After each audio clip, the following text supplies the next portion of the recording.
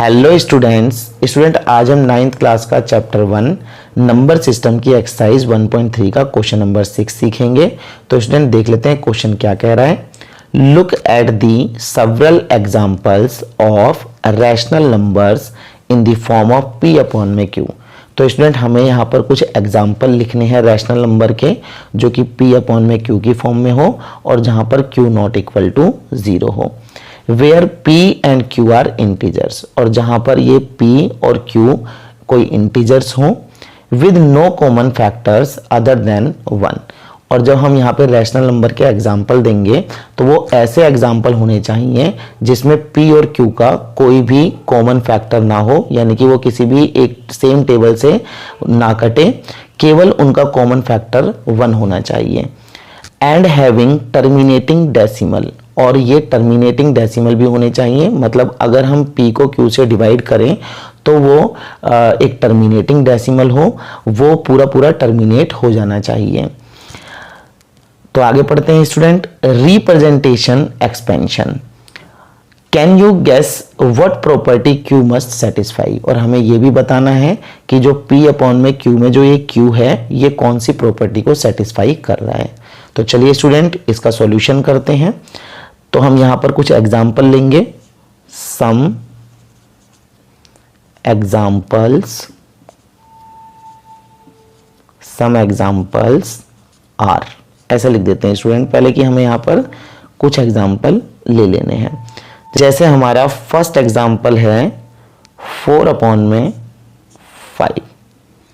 तो स्टूडेंट आप यहाँ पर देख सकते हैं कि मैंने जो एग्जाम्पल लिया है यहाँ पर p अपॉन में q की फॉर्म में, ये एक ऐसा एग्जाम्पल है जहाँ पर 4 और 5 का कोई भी ऐसा कॉमन फैक्टर नहीं है, मतलब किसी भी एक सेम टेबल से नहीं कट रहे हैं, केवल इनका कॉमन फैक्टर 1 है। आप देख सकते हैं ये किसी भी टेबल से नहीं कटेंगे, किसी भी सेम टेबल से। तो स्टूडेंट पहला एग्जांपल हमारा ये हो गया, p अपॉन में q की फॉर्म में भी है, ये किसी भी सेम टेबल से नहीं कट रहे हैं और इनका जो कॉमन फैक्टर है वो केवल 1 है। अब हम ये चेक कर लेते हैं क्या ये टर्मिनेटिंग डेसिमल है। तो इसके लिए स्टूडेंट हमें 4 को 5 से डिवाइड करना होगा। तो मैं आपको डिवाइड करके दिखा देता हूँ। यहां पर हम डिवाइड कर लेते हैं 4 5। तो स्टूडेंट जो हमारा डिनोमिनेटर होता है उसे हम डिवाइजर बना देते हैं और न्यूमरेटर को हम डिविडेंड बना देंगे। तो स्टूडेंट यहां पर हम देख सकते हैं कि जो डिवाइजर है वो बड़ा है और डिविडेंड छोटा है, इसलिए हम यहाँ पे 0 पॉइंट लगाकर और यहाँ पर हम 0 बढ़ा देंगे। अब हम 5 का टेबल इतनी बार पढ़ेंगे कि 40 आ जाए। तो यह आता है स्टूडेंट 5 8 जा 40, माइनस करेंगे तो इसका रिमाइंडर आ गया 0। तो इसका मतलब स्टूडेंट ये एक टर्मिनेटिंग डेसिमल है जो कि पॉइंट के बाद में पूरा टर्मिनेट हो गया है। तो हम यहाँ पे लिख देते हैं 0.8। तो ये तो हो गया स्टूडेंट इसका फर्स्ट एग्जाम्पल। अब हम दूसरा एग्जाम्पल ले लेते हैं, सेकंड एग्जाम्पल, जो कि हमारा 3 अपॉन में 100।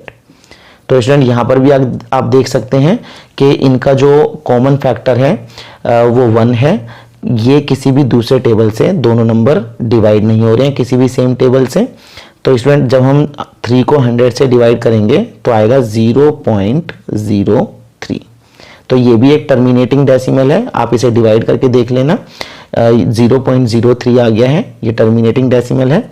अब हम थर्ड एग्जाम्पल ले लेते हैं। तो स्टूडेंट हमारा जो थर्ड एग्जाम्पल है वो है 11 अपॉन में 4। तो यहाँ पर भी आप देख सकते हैं कि 11 और 4 जो है एक ऐसा रैशनल नंबर है जिसमें ये किसी भी सेम टेबल से नहीं कट रहे हैं, इनका कॉमन फैक्टर केवल 1 ही है।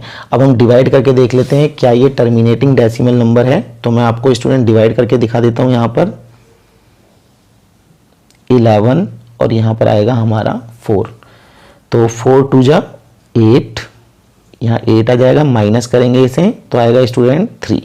अब क्योंकि हमारा डिवाइजर बड़ा हो गया है और जिस नंबर को हमें डिवाइड करना है वो छोटा है, इसलिए हम यहाँ पर पॉइंट लगाएंगे और यहाँ पर 0 बढ़ा देंगे। 4 7 जा 28। अब हम इसे माइनस करते हैं तो स्टूडेंट यहाँ पर आएगा 2। अब क्योंकि हमने पॉइंट तो पहले से लगाया हुआ है इसलिए हम यहाँ पर एक 0 बढ़ा देंगे। 4 5 जा 20, माइनस करेंगे तो इसका रिमाइंडर 0 आ जाएगा।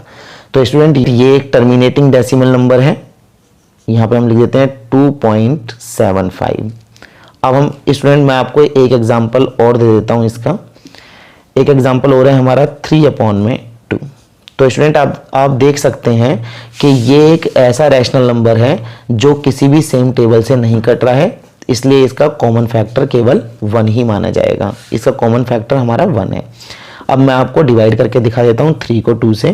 क्या ये टर्मिनेटिंग डेसिमल नंबर है? 3 को 2 से डिवाइड कर देता हूँ। 2 1 जा 2, माइनस करेंगे 1 आ जाएगा। अब स्टूडेंट क्योंकि हमारा डिवाइजर बड़ा हो गया है और ये नंबर हमारा छोटा है, तो यहाँ पर हम पॉइंट लगाकर यहाँ 0 बढ़ा देंगे। 2 5 जा 10 और ये हमारा रिमाइंडर आ गया 0। तो स्टूडेंट ये भी एक टर्मिनेटिंग डेसिमल नंबर है 1.5। अब स्टूडेंट हमारा जो है ना, ये एग्जाम्पल तो पूरे हो गए, लेकिन अभी हमसे एक चीज और पूछी गई है, what property Q must satisfy. तो यहाँ पर जो हमारा Q है, यानी कि ये P है और ये Q है, जो ये Q है ये कौन सी प्रॉपर्टी को सेटिस्फाई कर रहा है। तो स्टूडेंट अगर हम ध्यान से देखें तो जो डिनोमिनेटर है 5, 100, 4 और 2, तो स्टूडेंट ये सारे जो हमारे डिनोमिनेटर बन रहे हैं ये हमारा Q है। और आप देख सकते हैं कि ये सारे जो नंबर हैं वो 5 और 2 का मल्टीपल है, यानी कि ये 5 और 2 के टेबल से डिवाइड हो जाते हैं। तो अगर Q हमारा ऐसा कोई नंबर होगा जो 5 और 2 के टेबल से डिवाइड हो जाए, तो ऐसी कंडीशन में जो हमारे रैशनल नंबर होंगे वो टर्मिनेटिंग डेसिमल्स होंगे। तो हम यहाँ पर लिख देते हैं इसका answer here if Q is in the form of 2 की पावर a into 5 की पावर b, यानी कि अगर हमारा Q इस फॉर्म में होगा 2 और 5 के टेबल से पूरा डिवाइड हो जाए, देन P अपॉन में Q is a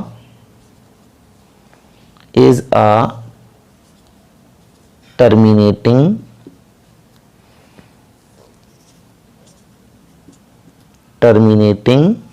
decimal।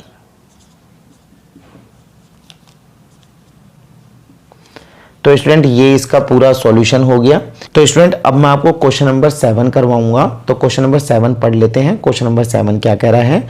Right 3 numbers whose decimal expansions are non terminating and non recurring. Student recurring का मतलब होता है रिपीटिंग। तो क्वेश्चन क्या कह रहा है कि हमें 3 ऐसे नंबर लिखने हैं जिनका डेसिमल एक्सपेंशन ना तो टर्मिनेटिंग हो और ना ही वो बार बार रिपीट हो रहा हो। तो इसके कुछ एग्जांपल्स लिख लेते हैं हम। पहला नंबर है स्टूडेंट 0.21 221 2221 2221 और ये इसी तरीके से स्टूडेंट आगे तक चलता रहेगा। तो स्टूडेंट कभी भी अगर आपसे ऐसा नंबर पूछता है कि जो ना तो टर्मिनेटिंग हो और ना ही वो रिपीट हो रहा हो, तो आपको क्या करना होगा? आपको 0.21 लिखकर फिर जो आगे वाला नंबर होता है उसकी फ्रीक्वेंसी को बढ़ाते जाना है। जैसे यहाँ पे 2 है, फिर मैंने 2 लिखा, फिर मैंने 3 बार 2 लिखा, फिर मैंने 4 बार 2 लिखा। तो ऐसे ही आप कोई भी नंबर लेकर इसी तरीके से आप लिख सकते हैं। और ये स्टूडेंट जो हमारे नंबर होते हैं जो ना तो टर्मिनेटिंग होते हैं और ना ही हमारे रिपीट हो रहे होते हैं, इन्हें हम इरेशनल नंबर भी कहते हैं, क्योंकि जो रैशनल नंबर होते हैं वो टर्मिनेट हो जाते हैं और वो बार बार रिपीट करते हैं। तो यहाँ पर जो एग्जाम्पल इसने पूछे हैं, यहाँ पर हम जो 3 नंबर लिख रहे हैं वो ऐसे नंबर हैं जो इरेशनल नंबर भी हैं। तो आप ये भी जान लो कि इरेशनल नंबर का एग्जाम्पल अगर पूछेगा तब भी हमें ऐसे ही लिखना है। अब हम सेकेंड ऐसे ही ले लेते हैं 0.83।